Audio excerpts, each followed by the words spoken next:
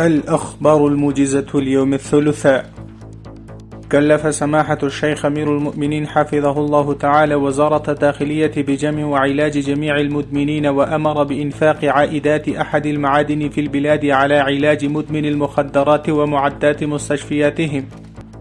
يقول المتحدث الرسمي باسم وزارة التعليم العالي: تم أخذ اختبار اللغة الأجنبية من 60 مرشحا ل11 وظيفة شاغرة في جامعة بكتيا وجامعة غزني التقنية ومؤسسة بكتيكا للتعليم العالي. يقول المدمن المخدرات أن الإمارة الإسلامية هي أول حكومة اهتمت بشأن المدمنين. يقول المتحدث الرسمي باسم الإمارة الإسلامية المولوي ذبيح الله مجاهد: الإمارة الإسلامية سيطرت على البلاد بأكملها، ولا يوجد ذراع من الأرض خارج من سيطرة الحكومة المشروعة.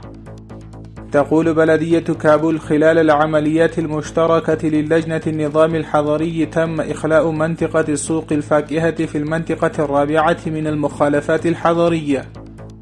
أضافت الوكالة الوطنية للإحصاء والمعلومات اسم المديرية وتاريخ الصلاحية إلى بطاقات الهوية الإلكترونية لجعلها أكثر موثوقة. أعادت الوكالة الوطنية للمواصفات والمعايير ناقلات نتف منخفض الجودة إلى إيران في ميناء إسلام قلاهرة. تقول وزارة الأشغال العامة: اليوم الطقس غائم في سالن، وهذا الطريق السريع مفتوح أمام حركة المرور.